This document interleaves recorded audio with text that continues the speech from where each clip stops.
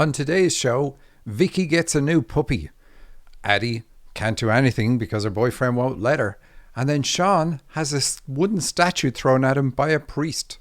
What do all these symbols mean? Stay tuned to find out.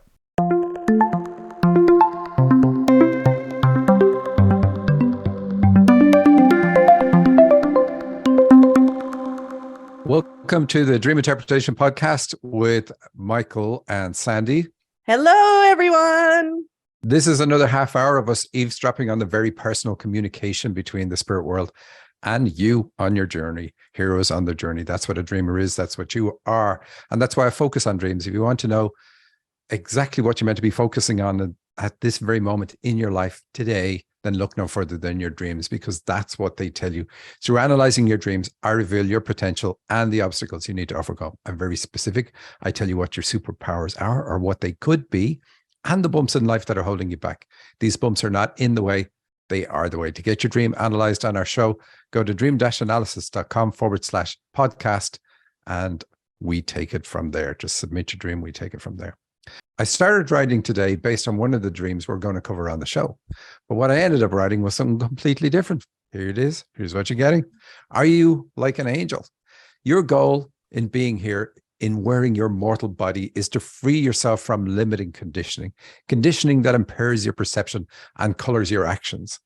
If you have a lazy eye, the cure is to cover up your good eye. You make your ability to see dependent on the weaker eye. This self-enforced limitation trains and strengthens your weaker eye. Once healed, you remove the limitation. That's what an incarnation is for. The physical body hides your real power so you can train and strengthen weaker aspects of your functioning. Maybe you're working on compassion, learning to look at people and situations without judgment, learning to forgive. Most of us delude ourselves that we're all really good at this. To hammer home this point, I often ask a group if they believe God would forgive them if they murdered someone. The invariable answer is yes, God would forgive me. But the truth is that God would not forgive you for murdering someone. Stunned silence then follows, because it's a trick question. God does not have to forgive you because he does not judge you in the first place. God loves you as you are. Does that mean I can murder and have no consequence, Michael? Well, no. Trust me on this one. The judgment and penance you suffer comes from you. But can you imagine what it would be like to never need to forgive because you never judged in the first place? You just stayed open and loving. Wow, what a trip that would actually be. But it is something you can try. Be like God and the angels who help you. Practice looking at people and situations with compassion, with tolerance, without judgment. There's no shortage of things to practice on in today's world. But really, Michael, no shortage? Can you hear a topic without your blood boiling? Can you see all the sides of it? Compassion requires seeing with an open heart, not closing it off. Hold on. Before you go much further, what is the open heart that you're searching for? You're not searching for an open heart. You're trying to keep an open heart, to stay non-judgmental, to stay loving, regardless of who you're looking at or what situation you're looking at. And some topics are just like grenades. They are lobbed to divide people. And when these grenades are spent, don't worry, more are being crafted. There will always be more. Take each as an opportunity to practice compassion. Step back, dissociate from both sides, and ask how it is that the issue pulls you in. Do you even need to get pulled in? You can learn a lot about how you give up your power from doing this. What triggered you? Is being triggered ever useful to you? Are you ever at your best when triggered? Now, Michael, some people are going to ask, sometimes they feel like being triggered is the right thing. And that maybe that's not in the direction that they should be going, huh? Absolutely. No, I mean, you can have a cause, you can have something that motivates you, but it should be a positive motivation. You shouldn't be triggered and angry. If you're angry, your blood's boiling, that's not your best place to be ever. You're never going to act at your best. You're never going to help in the best way you can. Many issues are presented in a specific way to trigger you to take a side. Once on a side, you willingly give up your power, your money, your health, even your life. Who benefits? Well, who got those very things you just gave away? Is this issue worth your worry? Many issues are just fine on their own without you taking a side. Let the players involved play it out. Now, focus on what brings you joy. Maybe you have a book in you. Work on that. Pick up your 3-year-old daughter. Find joy in her. Hug your partner. Give your time to the people who bring out the best in you. This is a big world. You will always find what you're looking for, even if it's joy. Oh, I like that. That was a great ending. Perfect. Are you ready for some dreams now? Well, we are ready for some dreams. And that had nothing to do with any of the dreams. But anyways, let's dive into some dreams. Puppies and Poppies, a dream from Vicky. There was a shaman type woman in my dream, and we were going through a ceremony of picking out a dog for me from a litter of puppies. She said the word cinnamon and picked one up because it had a beige and white coat that looked like it was sprinkled with cinnamon, like litter. I spent a little time training my new puppy. She asked what I would name it, and Chris, my boss in waking life, suggested I name him Chris. So that was my dog's name. Later in the dream, I laughed hard about it as I told the story. Outside the house, there was a field or garden filled with huge poppies. The flowers were as big as a person, but they weren't alive. They looked like autumn leaves, dead. They were everywhere in the dream. In one scene inside the house started to shift like a transformer robot to reveal 2 windows, one on the left, one on the right. The house felt like magic was all around. As the house shifted, people were starting to panic. And I just said, it's okay. It's supposed to happen. While I was outside, I heard a faint smoke alarm going off in the house. So that's the end of the dream, but there's some interesting facts that we should cover to help in analyzing this dream.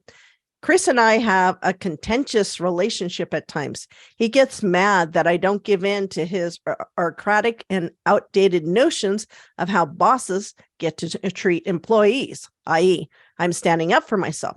But when he's respectful, we get along great. Things I don't understand: why the name Cinnamon? Why was my puppy named Chris? And what do poppies mean? I don't do drugs except for alcohol sometimes.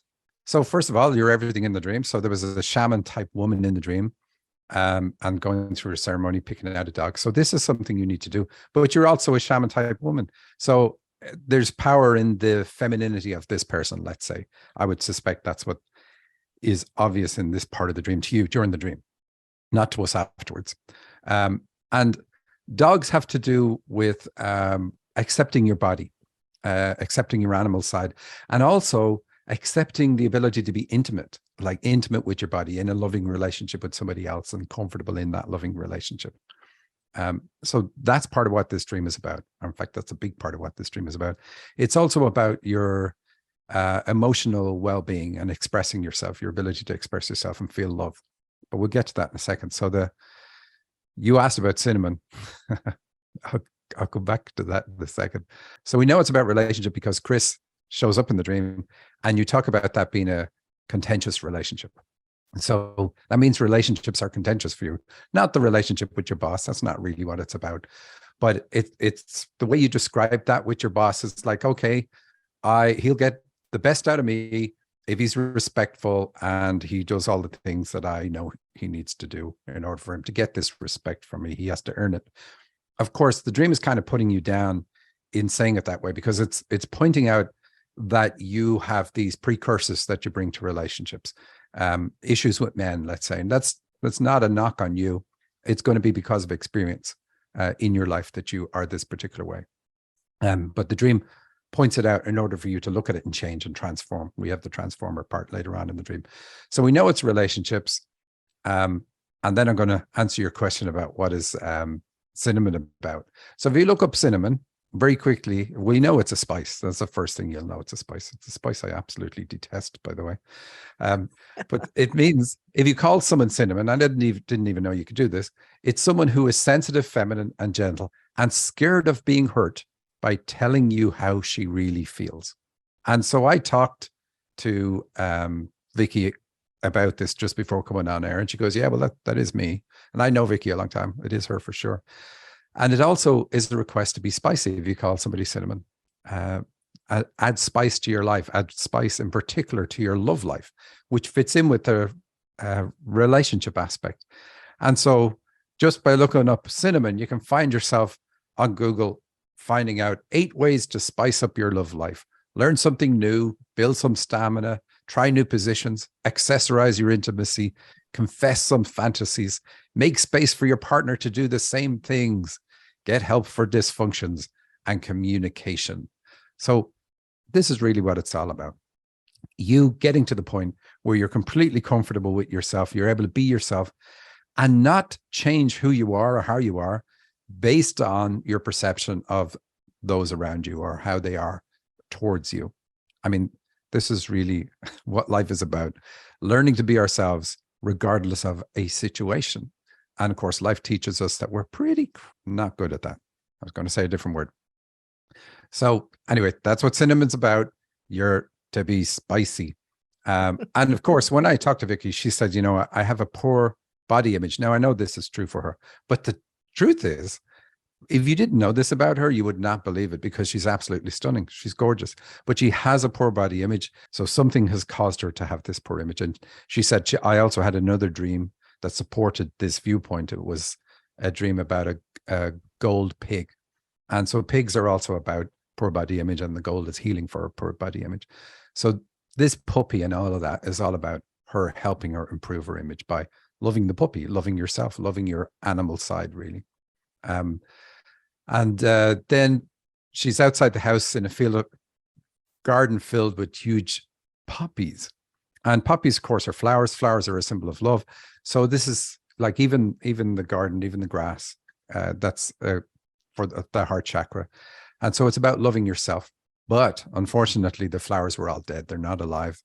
And she says they're the size of people. So the ability to love humans is where the issue is, including loving herself. And she says they're everywhere in the dream, but they're dead. So that's a pity. They probably look good in the dream, but it's still, this is about, I need to learn how to love myself. And when I love myself, I'll be able to love other people. She says in one scene of the house, it starts to shift like a transformer robot. And of course, when we see the heart in dreams or the ability to express yourself, express how you feel, we often see robots or things like that show up. And robots, of course, have no feelings. That's what they're notorious for.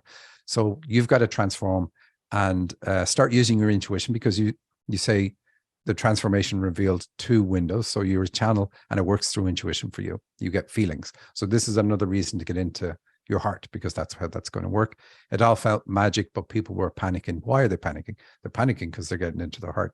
So don't. This is where you need to go. That's what you need to do. And then you say, I was outside, which is the right place to be in a dream like this, but you heard a faint smoke alarm going off in the house. And so that's kind of a warning. It's faint. I'm glad it's faint, but it's a warning about your heart, because smoke is connected to fire. Fire is connected to the heart. So the dream is saying, look, if you're wondering what health issue you need to be concerned about, or that your dream is predicting for you further down the road, if you don't make any changes, it's a heart-related issue. But again, it's faint. It's in the distance. So this is not something you need to worry about now, but you do need to get to the point of loving yourself, loving your body, and then learning how to be intimate with others while in that body. Is that a good way of putting it all? Yeah, that sounds really good.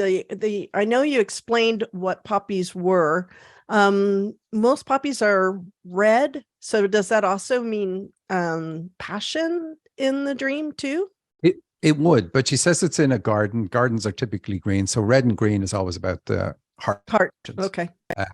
But yeah, I would go with it being passion, but the passion is dead. Ah, very good. That's sad. What a sad dream. Well, at least she's got some clues on how to help herself, though. Yes, of course. And, when I talked to her, I said, are you in a relationship now? Are you? And she just cut me off. She goes, I have no desire to get into a relationship. Oh, no. And she's young. So that's not a good place to be. But yeah, so it was on point. Fabulous. Wow. Well, that was good. Okay. Let's dive into another dream. This one's called Not Left Alone, and is from Addie. I dreamt I was sitting outside next to Matt, but I didn't totally love being with him. I thought of the name Aaron and then Adam, but remembered his name was Matt. And I was thankful I didn't accidentally call him the wrong name. Aaron showed up on my left at the railing opening, brother of Adam, who I dated and didn't like in the end. And I thought, oh, I thought of Aaron before I knew he was there. Maybe that's my clairaudient gift or something like that. I didn't want to feel guilty being with Matt in front of Aaron. He had a black hoodie or shirt. I was with Matt and he wouldn't leave me alone to travel to an event with girls I wanted to visit. And that's it. That was a short one. Yeah, it seems confusing. Like she's with this person, she's thinking of another guy, somebody she used to date but then didn't like, and happy she didn't get a name wrong, even though it's not somebody that she's currently with. So she carries past influences from former partners, and that those influences stop her from doing what she wants to do today. That's ultimately what this is about. It's like a very confusing way of saying that, but we can see the confusion. Like even at the end, she said, I felt guilty of being with Matt in front of Aaron. Well, Matt is her current partner, right? And she feels guilty because there's somebody else there. Well, why would you do that? Why would you want to feel guilty there? Now, of course, it's your dream. This isn't reality. So it's like she paints a dream where these former partners are there and making her feel uncomfortable. And so really that's why it tells us former partners make her feel, they don't have to be around. She just feels guilty of moving on with her life. And she's got to. So that's the simple thing. You've got to move on with your life. And somebody who doesn't have this issue would be looking at it and going, well, that's crazy. Why would you ever have a problem here? This makes no sense. But for the person who has it, it's a big issue. She says he had a black hoodie on or a shirt, and I was with Matt and he wouldn't leave me alone to travel to an event with girls I wanted to visit. So it is, again, this is relationships, even past relationships, cause her to restrict herself. In the dream, the third rule of dream interpretation is I'm always responsible for everything that's happening. In the dream, she's blaming a partner, but it's never about that. It's always about, I use that as an excuse.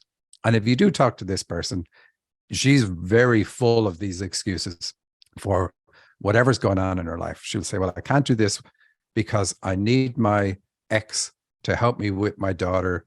And he doesn't really do that, but I want him to. And it goes on and on. It's easy to see it from the outside, but when you're caught up in it, you don't know that you're doing it. But this dream is trying to make it clear that you hold yourself back in life, and you're going to get to the end of your life. And in your life review, you're going to see how much you held yourself back because of the influence of people who should no longer have any influence in your life whatsoever. You give your power away, just like I was saying at the start of the dream. You take their issues, you take whatever it is. Anyway, there we go. Now we've upset Addie. Should we move on to someone else? No. Before we move on. So the black hoodie or shirt, does that have to do with fear? Yes. Or yeah. How does that fear fit in with this? So it's not just fear. It's like I even get depressed if I think about moving forward.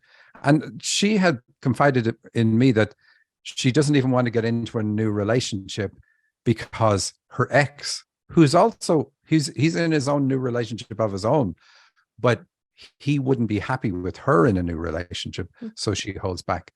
And again, it's easy for us to see on the outside. We can all see it. But whatever our own issues are, including me, whatever my own issue is, that's in my blind spot. Our issues are generally in our blind spot. And our dreams are trying to show how crazy our issue is and what we need to do to get out of it. Okay. The next dream is from Randy, and it's called Going to Space with an Asian Guy. I'm in the Castro and with an Asian guy and Aldo. We are/have prepared to go to space. We are in a bus, open top, going through town. The guy is attractive and I like being with him. The problem is that his partner does not want him to go, but something happened and the Asian guy is going to decide what to do. I think we're going to go and I am excited. I am thinking about the two of us in space and how cool that would be together. We will probably die up there since there isn't since there is no coming back. All right. So he's thinking it's cool, but we're going to die up there. Interesting. So anyway, Randy used to live in that part of San Francisco, I think it is, Castro. So that's okay. And Aldo is his husband. And preparing to go to space, that's really good in a dream, because that's like raising your vibration, since I was talking about vibration before, but raising your vibration up into the heavens, which is really, really good. And of course, that's why we come here. We come here to raise our vibration.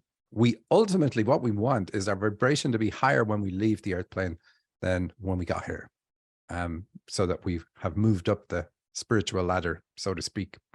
And this dream is saying that because he's on a bus and it's open topped, it's like he's opened his mind. His journey is going places because he's on this bus and then talking about going into space. So really, really an extremely positive dream. And it's saying his career is going to take off. His spiritual career is going to take off. Like he's at that point now. But his partner Aldo can't go on this journey with him. It's not his field. It's not anything he even has any interest in. And that's okay. And so this dream is giving Randy permission to go without his partner. Like, take yourself on this journey. It's not leaving his partner or anything like that. Far from it. It's about do this journey and realize it's not about you dragging your partner with you, because if you try to drag your partner with you, you're just not going to go on the journey. That's one of the things that's interesting about, you look at people's levels. I mean, we're all ultimately the same. So this is not a judgment on anybody at all. But if you're at a certain level and you want to take somebody else, you want to merge, let's say, with somebody else, you go down to the lowest common denominator. You do not generally drag somebody up to your level. Why? Because you can't bypass, you can't skip whatever work is required for you to move up a level. And so you can't help anybody else skip it either. But you certainly can go down with somebody else. So think about that. Did I say that the right way? But that's not what Randy's dream is about. Randy's dream is about giving him permission to go into space. In other words, to let his spiritual field and channeling and everything else he does just take off and enjoy the experience. And he's gone with two people, so it's all about channeling here. And Randy already is a good channel. And he says, we'll probably die up there since there's no coming back. I like it. This is a common thing. It's like, if I grow so much, then there's going to be such a gap between me and my partner, or me and my loved ones, that I don't want to do it. Now, I used to come across a lot of people who had that kind of nonsense thinking. And it's almost like saying, I want to stay in this really bad relationship because I feel guilty for whoever my partner is. It just makes no sense. Your partner will find somebody else to make miserable, trust me. So I'm just trying to be funny there. But the point is, don't hold yourself back and use somebody else as an excuse. Right. And so is the Asian guy a guide in here? Yeah. And that's a common thing we see in dreams. For Westerners, for people in America, if you don't have an any Asian roots, then we can dream of Asian people or aliens. Will both signify guides. And it's because the world is so different. Like, if you go to Asia, the language is very different. There's no commonality in the language. There's no commonality in the customs. How words are written is totally different. It's just completely different. And it seems kind of strange, but it just is so commonly used to signify guides. Excellent. And then a comment that you had made, I want to follow up on that. Usually, if you work on yourself and grow, that doesn't mean that you'll leave your partner, especially if you're in an okay relationship and they're open to allowing you to go on your journey. What do you think about that? No, it doesn't mean you will. Of course not. But don't hold yourself back because you know your partner won't go on the journey with you. So grow because you want to grow, do the things because you want to do them, get the best value out of a relationship. The point of relationships is for you to be able to be yourself and be yourself openly around at least one other soul. If you can't do that in that relationship, if you say, I'm going to have to cut off this whole aspect of what really excites me in life, That's not a good relationship already. But you can find a way usually where you can do that thing and still enjoy your relationship and still have some spiritual value in your relationship. It's only when a relationship has no spiritual value that your dreams and your higher self will say, okay, we're done with this one. You only have a certain number of years here, and we want to help you to grow through those. And you can grow through many ways. It's not all about discovering magnificent things about yourself. Most of the time, in fact, it's about discovering things that you don't want discovered. Like, what are my trigger points? What really gets me? And relationships are great for that. Surprise, surprise. And so if you're finding that out in your relationship, then great. But if you've already grown and now you want to keep growing, then sometimes those relationships are over. And but like I said, in this case, it's not about that. It's not about it ending. This one is just giving him permission to do it, even though it's not a thing that his partner's into. Yep. Okay. That was really good. Thanks for clarifying. Next week, we're going to do something a little bit different. I'm going to sit down with Mia Kafkios. I've known Mia a number of years now, and I've interpreted several of her dreams on the show, some anonymously. Mia's dreams are fantastic. There are a few people who reach a certain level of spiritual growth and their dreams change. Their masculine and feminine energy in their dreams changes. And it talks about masculine energy in a very different way than it does for the rest of us. And I love that. Her dreams are often about enlightenment and how to achieve it.